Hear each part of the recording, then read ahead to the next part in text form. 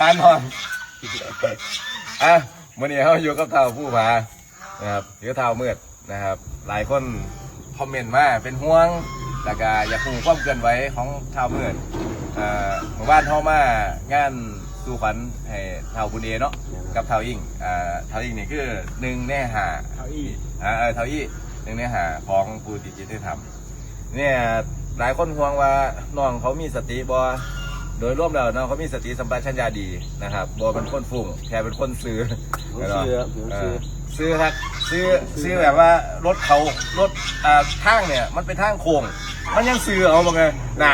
ไม่ขี่รถล้มล่าสุดแข่งมันเนี่ยเอาปากยังถึงFCว่าข้าเจ้าเป็นห่วงบอกเป็นอย่างเด้อยังมีสติอยู่ว่า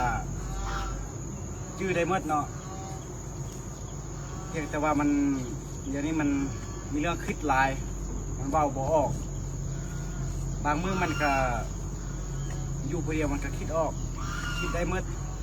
คันอยู่หลายคนนี่คิดบ่ทันเอามันคือคนเบานี่เบาใส่เฮาทีมันเข้าหลายคนเบาทีมันชื่อบ่ได้อ่ะก็ยังให้หลายคนให้กำลังใจน้องมันหลายกว่าเนาะบ่ต้องไปว่าโอ้มันสติบ่ดีบ่ขออนุญาตหน่อยเนาะแบบว่าเข้าใจน้องมันว่าสติบ่ดีหรือว่ามันใช้ชีวิตประมาทเนาะยังแต่ว่าก็น้องมันเป็นคนซื่ออีหลีเนาะต่างแต่ว่าสติทุกอย่างดีเบิดเนาะเฮ็ดกินกระแซ่บเนาะแล้วก็โดยรวมแล้วก็คือบุคลิกคาแรคเตอร์ของน้องมันเนาะเป็นแบบนี้ซื่อๆเนาะแต่ที่จริงก็ทุกอย่างก็ดีเบิดทุกอย่างเนาะเรื่องสติวันเขาบ่ฮอดนี่เขาเรื่องกินเพราะว่าเขาต้มน้ำไม่ลั่นป่ะนอนรันย่างมาเกี้ยนเด็กปีหนึ่งปีสองก็ยังต้มน้ำไม่ให้กินอีกมันเศร้าห่อเขาก็ยังเขาให้ได้ห่อหมกไงเลยสไตล์เขาล่ะเพราะว่าอิฟเขาเสียก็เลยไปห่อได้ถุงพลาสติกไอ้เงี้ยทานเนี่ยปากเอาพระเจ้าก็เป็นห่วงว่าสติสัมปชัญญะบ่สิเตือนอย่างหนึ่งว่าคนเราเนี่ยในสังคมคนเนี่ยมันเป็นโลกกระทำแปดเข้าใจป่ะมันมีทั้งคนหักมีทั้งคนสร้าง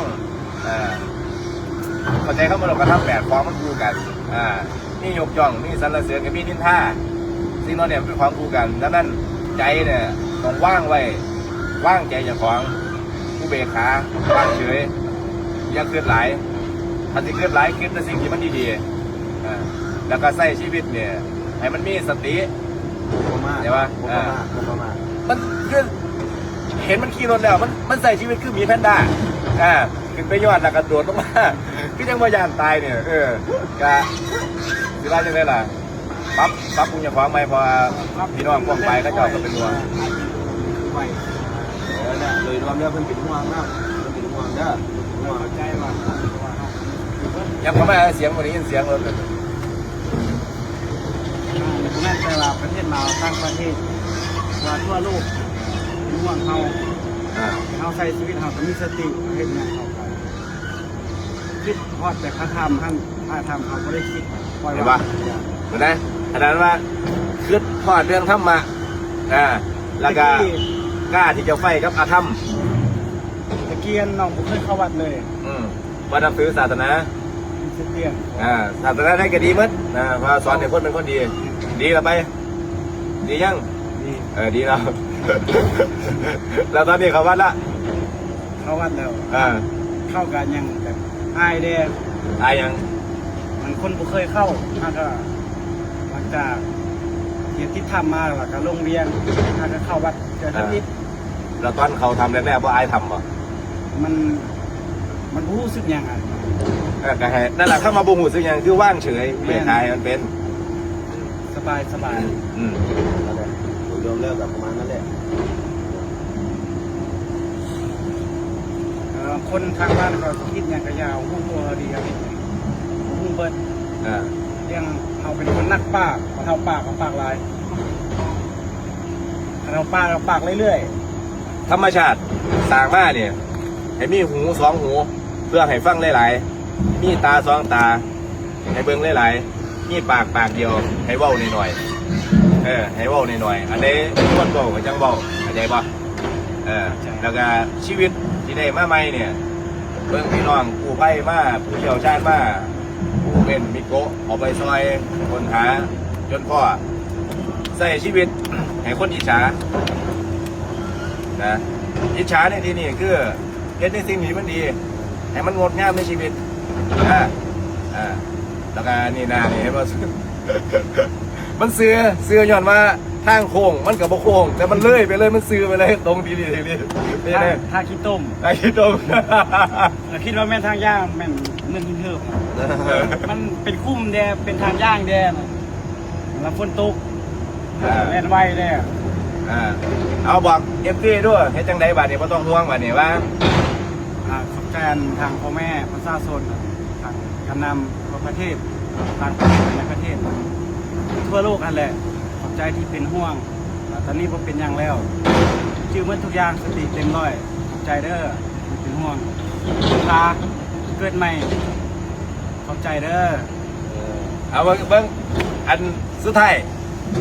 ไปสักยันบ่ได้บอกว่าอันยันตัวนั้นเนี่ยเอาเขียนใส่เสื้อให้เห็นป่ะตัวที่2กันป่ะ การสีขาว เกิดจังไดคือไปสัก มันผู้หูมันคือว่าอยากซัก อยากนี่เข้ามาอยากนี่อยากแบบไหนเพราะหยังคืออยากสัก คิดว่าคือตามกระแสข่าวก็ดีญาติเขาคิดเครื่องใส่ อ๋ออยากเป็นเครื่องใส่ กันเครื่อง กัน เขา ของ เขาก็ซักพอเป็นคติเตือนใจ ไหนเอาโชว์ด้วยวันนี้เห็นอยู่นี่ป้าท่านเห็นอยู่ ใต้กับร้านมันขึ้นไปทุกขับแล้วน้ำแห้งเลยดูด้าน อ่ะเปิดแล้วครับ เอาเบิ่งเด้อว่าคลิปมันมาตอนเนี่ยมึงเบิ่งมันใส่หัดไล่เส้นมึงเหรอไอ้นั่นเนี่ยสู้มาเบิ่งไกลๆเอาจริงๆแล้วก็บ่อยากให้ซักดอกมันหกร่างกายนี่ตัวห้องก็มีรอยสักเลยดิ เขาก็หูมันจิบ โอ้ยมันเขาอินเตอร์นี่วะ อันนี้ไม่ได้ใส่บาแขนนะใส่บาแขนใช่อย่างนะ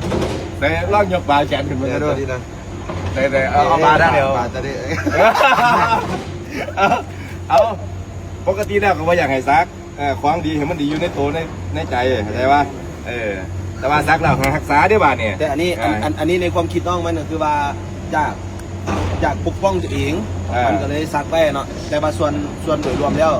การซักก็คือเป็นศิลปะอยู่อย่างหนึ่ง หาที่พึ่งทางจิตใจอันนี้ว่า แต่ว่าขั้นหลีกเลี่ยงได้